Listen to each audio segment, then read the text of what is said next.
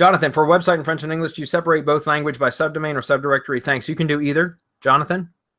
I think the norm is by subdirectory, but I'm not 100% sure. What, you guys got any input on that? I don't really... Sorry, I was muted. I was talking to the muted mic. I would do subdomains. Yeah.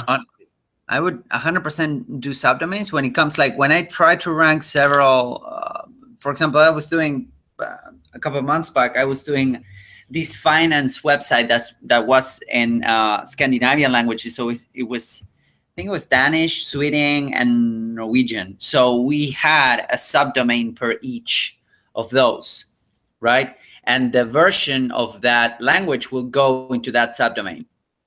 Yeah. Now, I prefer to do that because I've tested a lot of different like translation plugins that will do the subfolder for you. And they're a pain in the ass. They never turn up right. So I would literally go out, clone the content, translate it, and then have that as a standalone version of the website. I also made a website in Argentina and in Spanish and English for a client, and it was like s.domain.com and like en.domain.com.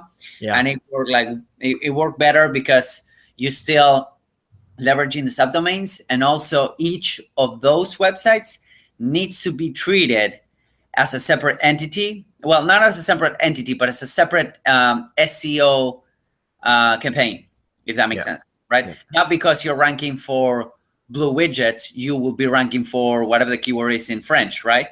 So you need to have that in mind, because a lot of people say, okay, so if I do SEO in English and I'm ranking well, and I launch the website in Spanish, will I rank well too? Maybe you will leverage a little bit that authority. I'm not saying you won't, but it will be a completely brand, because the keywords are different, the grammar is different, you know, so you need to have that in mind. But I usually go by subdomains. Yeah, you know, and now that you said that, you're right. I'm used to seeing subdomains for that, because it, like you said, if site's in English and it's got a subdomain, or excuse me, a Spanish version, a lot of times it'll be es.domain.com. Right. So you're right. It is usually typically subdomains. Yeah. So that's what I do. Some people, I know some people will do domain.com/en, domain.com/es, right? But I prefer doing subdomains, because again, the response of the algorithm is different for different languages, right? So you can be a little bit more aggressive on Spanish, and you cannot be that aggressive in English. So that would, you know, that's why I do subdomains mostly, for the most part.